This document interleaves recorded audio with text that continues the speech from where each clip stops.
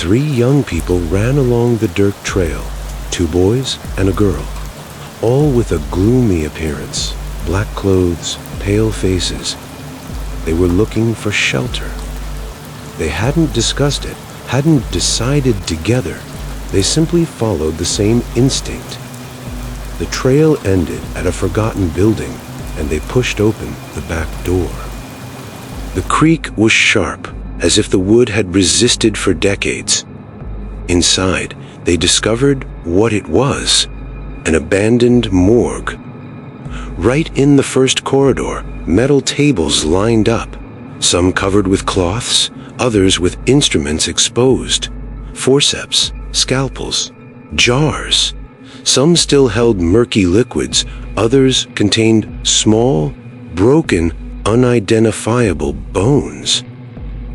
The oldest one, naturally the leader, lifted the lid of a drawer. Inside, yellowed tags with names scratched out. Most were unreadable, but one detail stood out.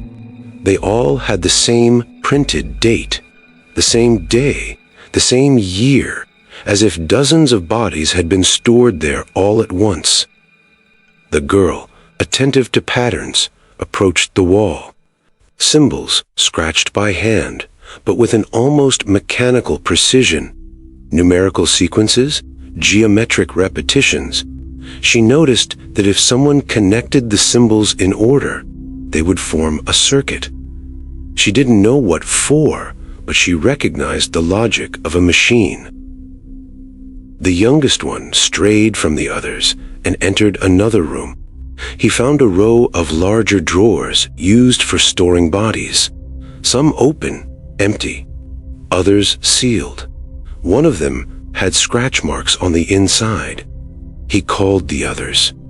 When they gathered, they heard it. A faint metallic click, repeated at intervals. They followed the sound. In the next room, metal coffins in a row, different from any they had seen.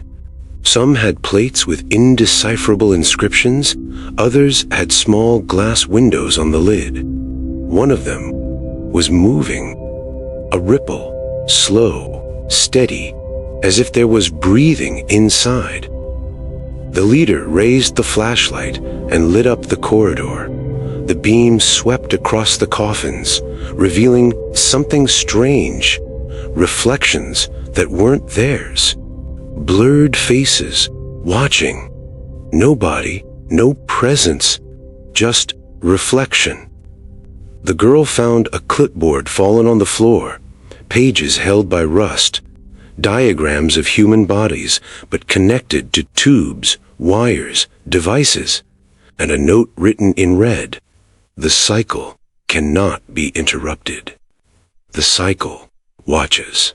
The youngest, growing more restless, noticed another detail. A clock on the wall. Its hands spun backward, speeding up, slowing down, stopping, then starting again on their own. And then they heard it. It wasn't human, a metallic, rasping voice echoing from within the morgue. The sound seemed to come from every side. Each coffin vibrated at once, producing a low, droning hum. The one that had already been moving began to pulse harder, almost beating like a heart. The leader tried to open the door they had come through. It slammed shut on its own, locking them inside. The flashlight flickered, the glow from the coffin crew casting living shadows across the walls. And they all felt it, without question. They were not alone. The room's lights went out in an instant. Silence broke under a heavy metallic stench, thick, suffocating, the smell of blood. Then, thump, a body hit the floor. Another sound followed, something dragging like claws scraping against wood. Fear spread like an invisible wave. When the light returned, the scene before them looked like a nightmare ripped from the darkest depths of the mind. The girl who minutes earlier had been laughing and speaking now sat pale, almost translucent in a chair. A creature with hair black as night, piercing eyes and skin cold as marble, was bent over her, drinking from her neck. Blood trickled in a slow, thin stream. She seemed too weak to resist. On the floor, the other boy lay with his neck twisted at an impossible angle, like a broken marionette. The creature raised its face, its eyes burning crimson, locked onto the sole survivor.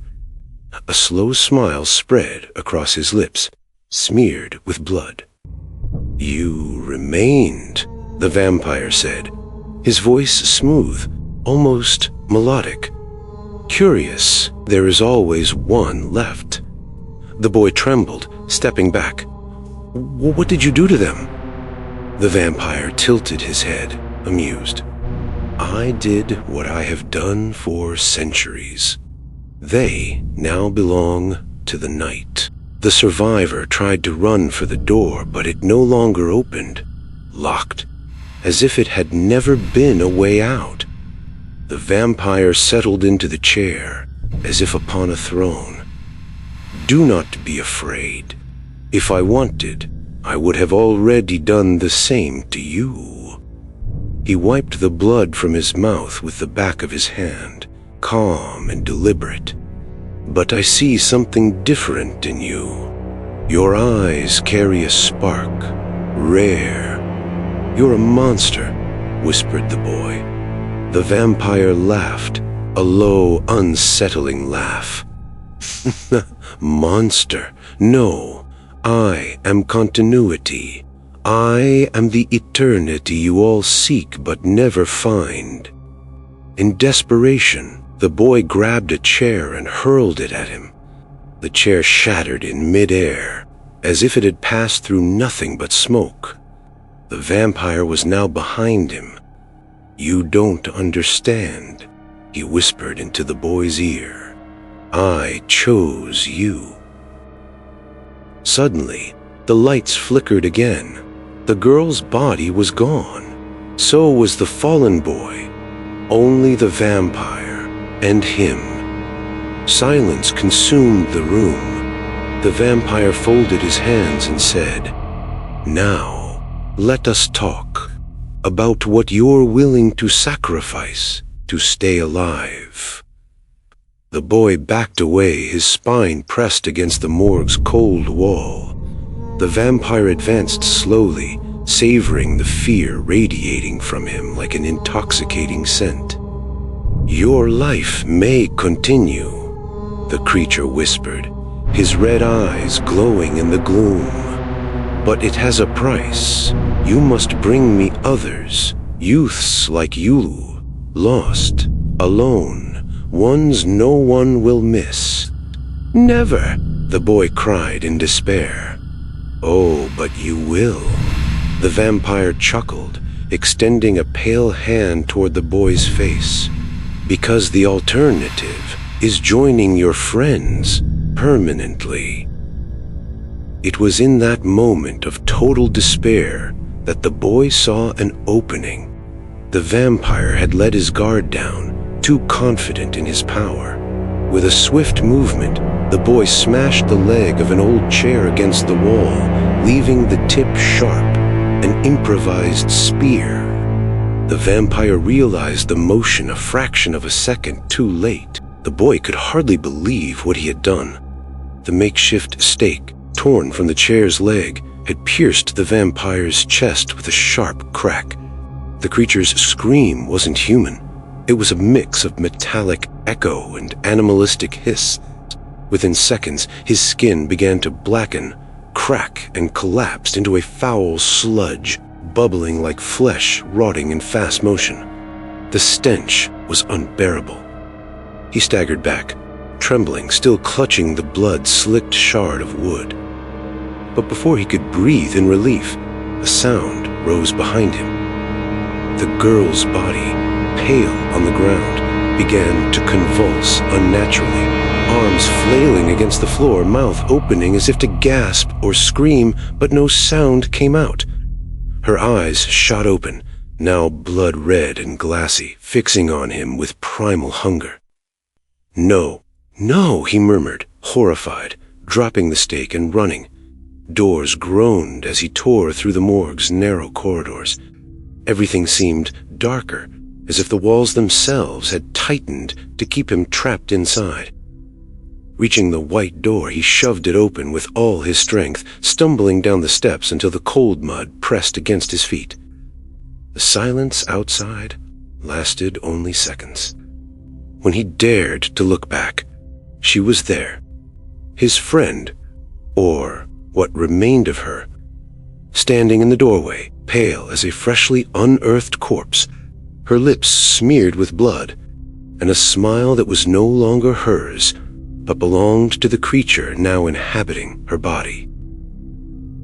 The boy bolted down the muddy path, heart hammering. He ran blindly, stumbling, falling, getting back up. The cold wind slashed his face, but fear was sharper than pain. Suddenly, the trees closed in around him. The ground grew rocky, and he realized he was lost. Ahead, crooked crosses and stone graves emerged from the fog. An abandoned cemetery. The earth there was uneven, tangled with roots that seemed like arms trying to seize him. Panting, he hid behind a broken gravestone, but he knew it wasn't safe. He needed shelter. That was what he found it. An entrance to a cave, hidden between two weather-worn statues of faceless angels. Without a second thought, he went inside. The darkness was suffocating. The air reeked of mold, damp earth, and something else, something sweet and metallic, like old blood. He curled into a corner, hugging his knees, trying not to sob out loud. The boy's heart pounded so violently it seemed to echo inside the damp cave. The ground was cold, covered in sharp stones and twisted roots that hung from the ceiling like claws ready to close in on him. Outside, the wind dragged moans across the cemetery, mingling with the creak of ancient crosses swaying. He thought of his friend, or what was left of her. The memory of that pale smile in the white doorway burned in his mind like an open wound. Had she followed him? Were her dead eyes now wandering among the tombstones, searching for him? Every sound, the drip of water, the crack of wood, the whisper of the night, turned into her footsteps. He shrank even deeper into the back of the cave, forcing himself to hold his breath. The fear wasn't only outside, it was inside him, growing, corroding, making every second more unbearable. In the darkness, only one certainty remained. There was nowhere left to run. And maybe she was already there, waiting for the right moment to reveal herself. The boy stayed curled in the cave for hours, trembling. The cold seeped into his bones, and darkness seemed to move around him like something alive. He shut his eyes, trying to block out the images. The vampire dissolving, his friend transforming, the boy with his neck broken. A sound, civil at first, like nails scratching stone. Scrape, scrape, scrape. He kept his eyes closed, trying to convince himself it was only his imagination. But the sound drew closer, slow, deliberate, methodical. When he finally found the courage to open his eyes, what he saw froze the blood in his veins. She was there, his friend, but not as he remembered her. Her body moved in ways that should have been impossible, twisted into a position no human being should achieve. Her arms stretched grotesquely wide, each hand touching the opposite walls of the cave. Her nails, now black, jagged claws, scraped against the rock, carving deep grooves into the stone as she dragged herself forward, upside down, like a wounded animal, like a gigantic spider. Her hair hung loose, swaying as she moved, and when she lifted her face to stare at him, the boy saw the smile, A smile too wide, teeth too long, all pointed like razor blades. The eyes, God, the eyes were two black holes that seemed to suck the very light from the cave. She laughed, a sound no human throat should ever produce. The boy squeezed his eyes shut, trembling uncontrollably, whispering to himself, "It's not real, it's not real, it's not real." When he opened his eyes again, she had changed. She stood before him, beautiful, pure, radiant. A white debutante dress flowed around her body as if moved by a non-existent breeze. Her hair was styled in perfect curls, her skin rosy and soft, lips red in a sweet, innocent smile. "Hi," she said, in her usual voice, gentle, familiar. "Are you okay?" The boy blinked, confused. Was it really her? His real friend? I thought that you had died." She tilted her head, wearing a sad but understanding smile. "I'm here now." She extended her arms toward him in a caring gesture. "You look scared. Come here." Her voice was a hypnotic whisper, captivating. "Can I hug you?" The words flowed like a soft melody, almost childlike, innocent, pure. The boy hesitated, but something inside him desperately craved that comfort, that normalcy. He stepped closer slowly. And then he saw. In the reflection of a puddle on the cave floor, he saw the truth. The white dress was soaked in blood. Her once pure skin was rotting, falling away in pieces. And those teeth, those terrible teeth, were exposed in a hungry smile. "Can I hug you?" she repeated, but now the voice came out distorted, hoarse, as if from the depths of the earth. The angelic face fell away like a mask slipping off. The skin receded, revealing exposed muscles and yellowed bones. Her eyes became two empty craters, oozing dark slime. Before he could scream, she lunged at him with supernatural speed. Her claws pierced his chest like heated knives. The pain was indescribable, not just physical, but as if she were tearing pieces of his very soul. He felt his blood being sucked from his body, his life force drained drop by drop. "Thank you for the hug," she whispered in his ear, her voice now a demonic echo reverberating inside his own head. And as life slipped from his body, the last thing he saw was that terrible smile, those teeth covered in his own blood. But when he opened his eyes again, he was no longer in the cave. He was in a white room, sterile, smelling of disinfectant, fluorescent lights buzzing overhead. He lay on a hospital bed, tubes coming from his arm and electrodes attached to his chest. "Welcome back, Thomas." The voice made him turn his head, a man in a white lab coat, gray hair and glasses. Holding a clipboard, he observed Thomas with scientific interest. Where am I?" The boy's voice was hoarse, as if he hadn't spoken in days. "Blackwood Neurological Research Institute. You've been here for 3 weeks." 3 weeks? Impossible. He had just escaped the morgue, had run through the mud. "Your friends are fine, if that's what worries you," the doctor continued, making notes. "Sarah and Marcus are recovering upstairs. You had an episode." "Episode?" The doctor moved closer, pulling a chair. "Thomas, do you remember agreeing to participate in our experiment? The experimental drug LSD-X47? You and your friends volunteered to test its effects on perception of reality. Memories began to return in fragments. A laboratory, signed papers, money offered. They needed the money. The drug worked beyond our expectations," the doctor continued, excited. "It created a perfect collective hallucination. The three of you experienced exactly the same fantasy for 72 hours. Morgue, vampires, chases. Fascinating. Thomas touched his neck. No marks. Normal, warm skin. Strong pulse. But it felt so real. That was the point. We're developing a new form of trauma therapy, allowing patients to experience their fears in a controlled environment, but with fully realistic sensations.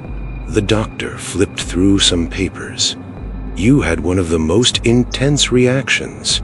You even hurt Marcus during the hallucination. That's why his neck is immobilized. And Sarah, well, you bit her hard enough to leave a mark. Horror began to spread through Thomas's chest. Had he really hurt his friends?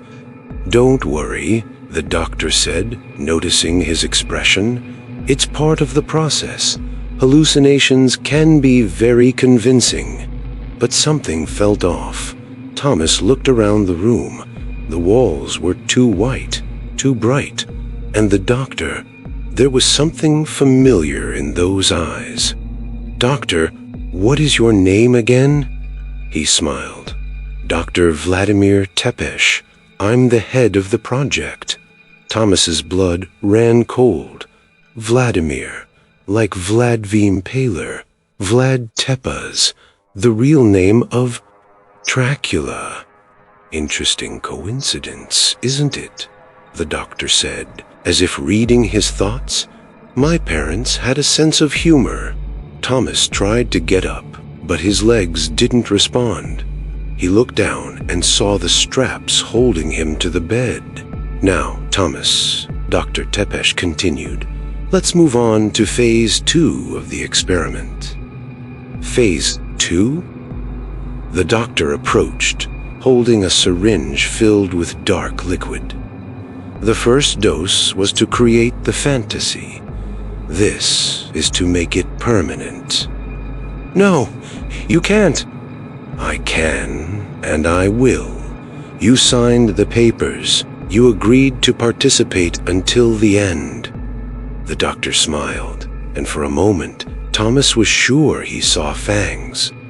And the most interesting part is that you'll never know which reality is real, the fantasy or this room. Or perhaps this room is just another layer of the fantasy. The needle pierced his arm. The liquid burned like fire through his veins. Sleep well, Thomas. When you wake, if you wake, perhaps you'll be back in the morgue, or perhaps you'll discover you never left. The lights began to flicker. The last thing Thomas saw before losing consciousness was Dr. Tepesh's reflection in the window glass, or rather, the absence of a reflection. And then everything went dark. Thomas opened his eyes slowly. He was back in the damp cave, curled in the dark corner. The smell of earth and decay filled his nostrils. His clothes were caked with mud, as if he had never left. No, this can't be.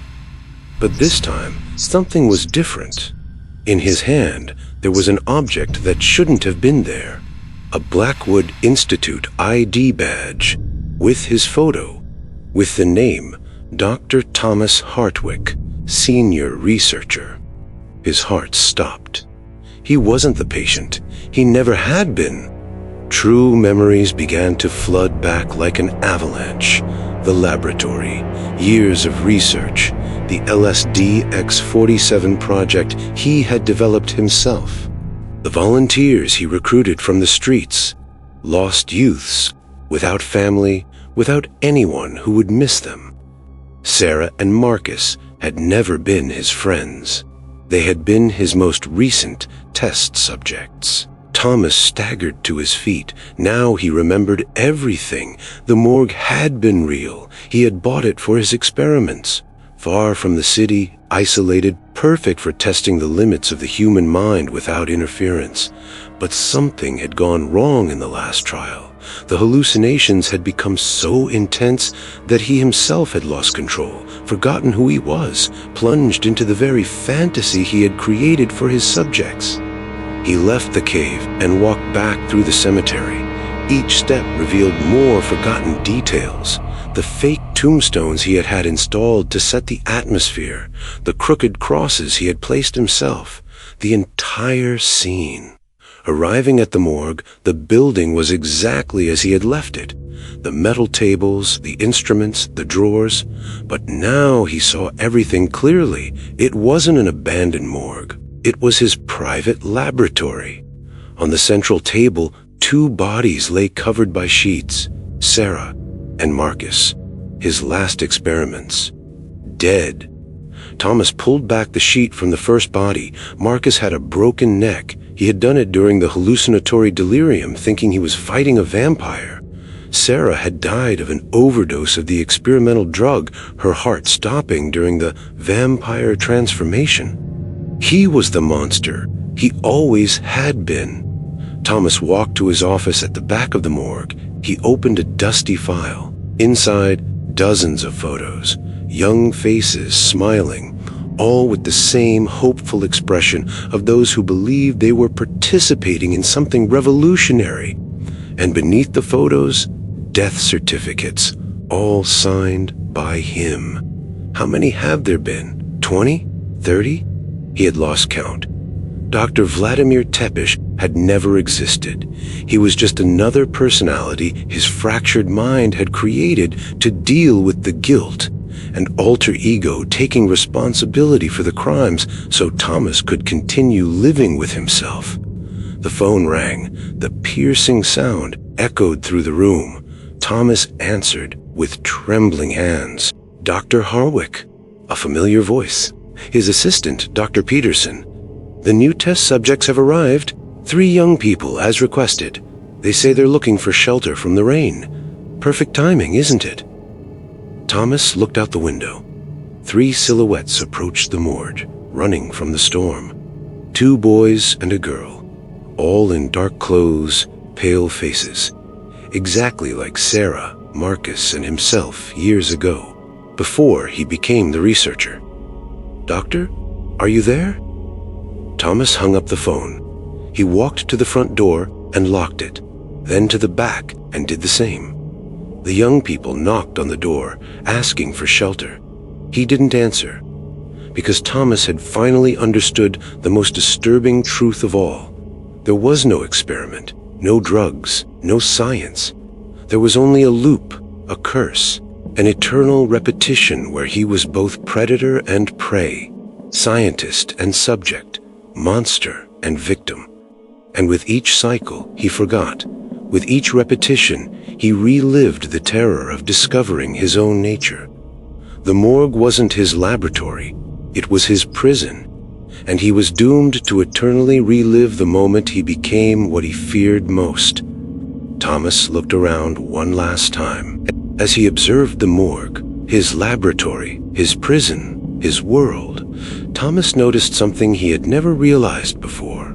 There were no windows with a view of the outside, only walls stretching infinitely with no beginning or end, no sky, no horizon, and that constant smell of sulfur he had always attributed to chemicals. You see, there is a place reserved for those who turn other human beings into experimental objects, for those who steal life under the guise of science, for those who kill innocents in the name of knowledge.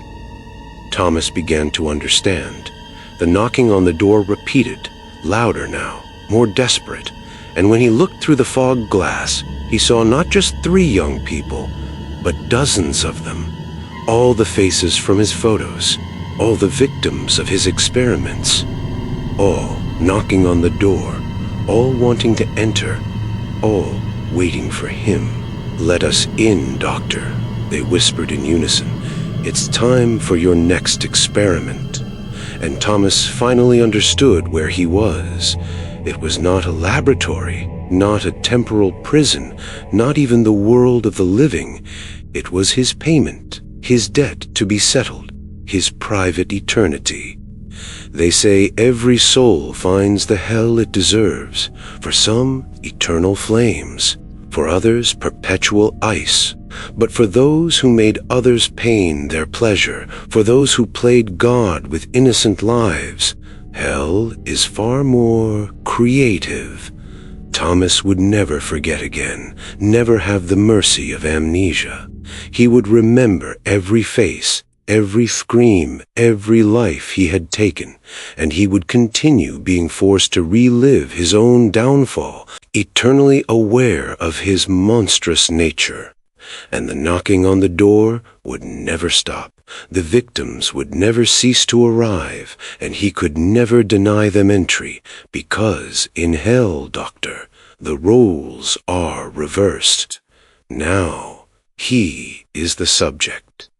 So, the next time you hear about abandoned places, questionable medical experiments, or people who vanished without a trace, remember, perhaps it's not just a horror story. Perhaps it's just justice being served.